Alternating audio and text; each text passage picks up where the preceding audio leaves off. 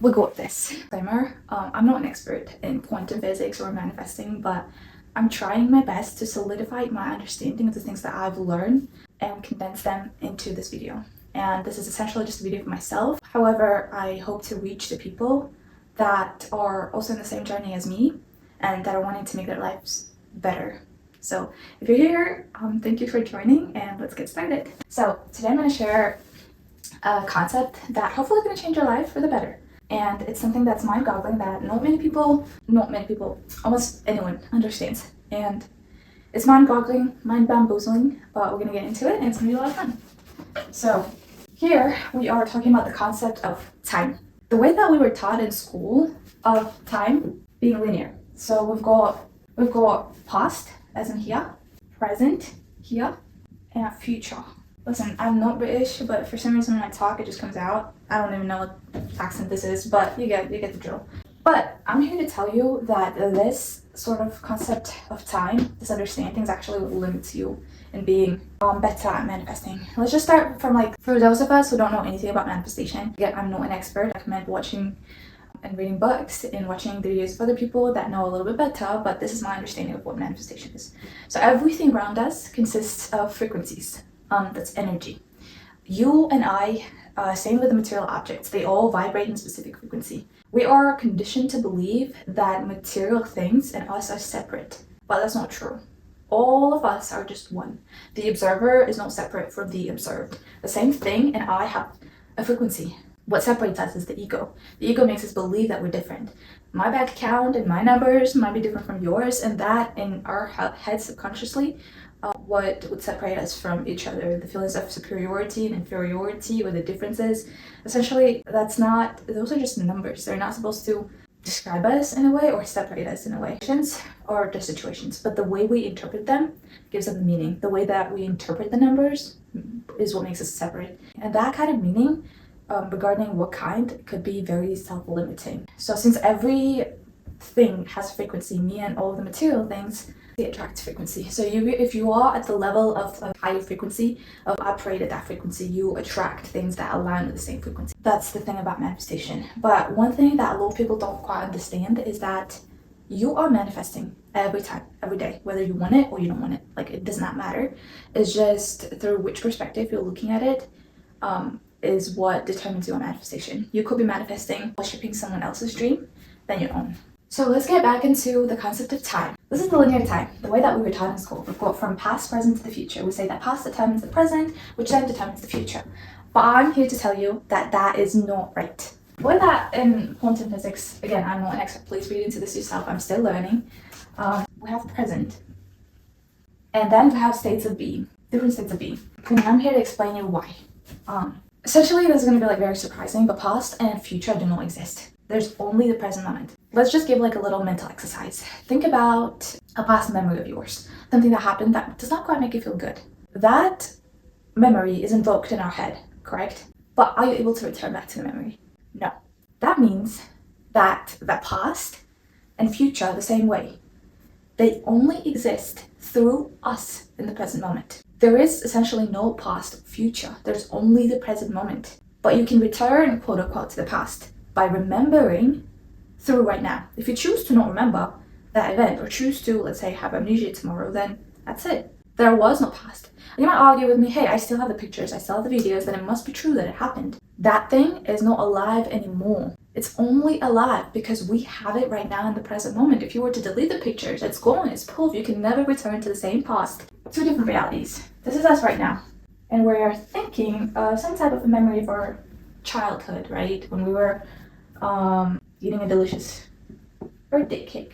I don't know if it looks like a cake, whatever. Anyway, and this is the actual event of the birthday cake. It's a candle. Anyway, this is the actual event. Yay, we're happy. There are balloons everywhere.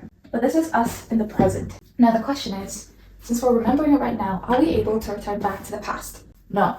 That past is gone. It does not exist. If today you decide that you no longer remember this event, you can never return back to it. It's gone. It doesn't exist anymore.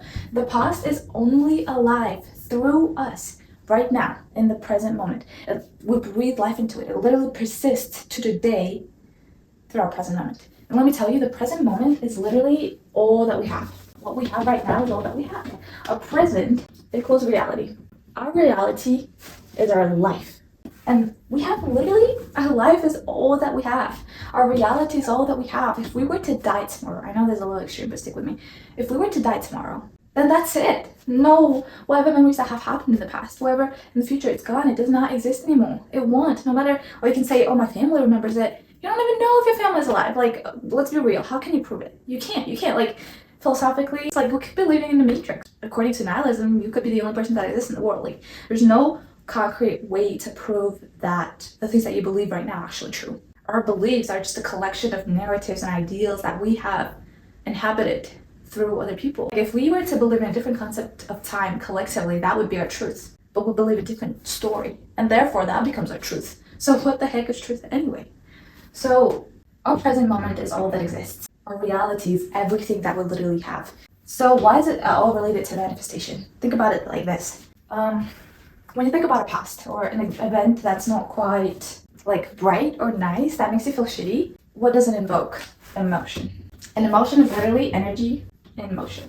This whole thing is a frequency. When we think about our past memories, it invokes an emotion.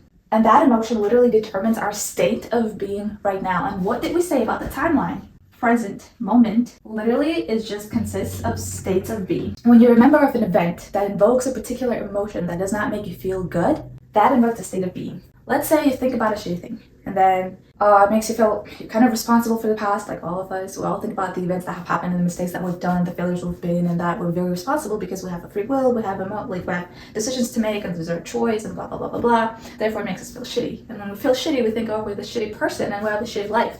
And what happens? We are the shitty frequency. Shitty frequency attracts shitty frequency. Why does it attract shitty frequency? Because all of your attention goes into seeing through the lenses of a shitty person. Let that sink. All of your attention goes to seeing through the lenses of a shitty person.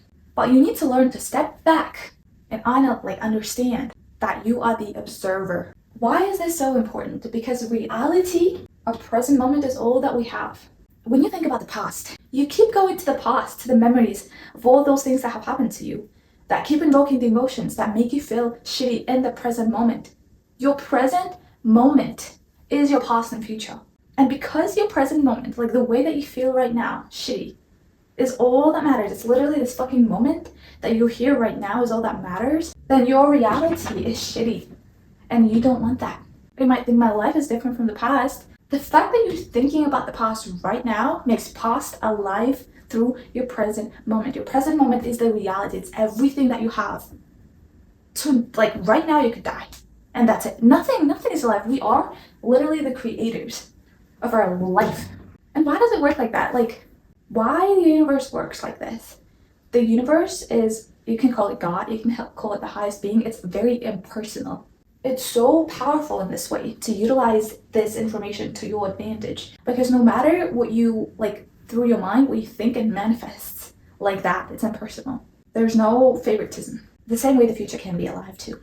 We can literally breathe life into the future by thinking about the events and vision that invoke a specific emotion that may not even have happened. Some of your memories actually may not even be true. According to science, did you know that some of the things that you think are true may not actually happen the way that it did? It may not have been. But who fucking cares? Only you. Like, it's like talking to a person who speaks a different language. You speak English and you talk to them in their French. They don't understand your language, but you do. How does it matter that they don't? When, like, literally it's your life, it's not theirs. Those things make sense to you. Because literally all that matters is our reality. If we were to die tomorrow, that's it. We can't look at that person and live their life. Since the reality is all that we have, why would we want to waste our present moment in a state of being that is not serving us, that is not beneficial to us? Because this is so important, and I'm getting frustrated about this. We keep going in the same habitual frequency that we don't even think about. We worship someone else's dream all the time, and we're frustrated and stressed and upset, and we're in a state of poverty because that's all that we've known in our entire lives. We did not know better. But I can tell you right now, there's a way out. There's many ways out. And through this video, I'm trying to get to that way the same way that you do. If we want to be able to change our lives for the better, like, this is the concept that we have to understand really, really well. All that matters right now is how we feel right now, not tomorrow, not in a day, not how we did before. None of those things are real. They're only real right now. So our present moment, because we make them real. If tomorrow we decide not to think about these things, it's normal. So if we want to change our lives for the better, why don't we start remembering of the events that are actually good for us? Imagine yourself being in a better place, having a better environment, having better friends, better love life, better house, better pets, I don't know, whatever that you desire. Being financially stable to be able to fulfill your dreams and help the ones that you love and not feel helpless, feel lack of ability. Remember the events that may not have happened, but the fact that you remember them right now means it's real, and that's the only thing that's real. Like, I'm here to tell you, your brain does not know the difference between your imagination and your present moment. Seneca said that we suffer in imagination more than we do in life, in reality. Our reality is literally equals to that suffering that is in our head.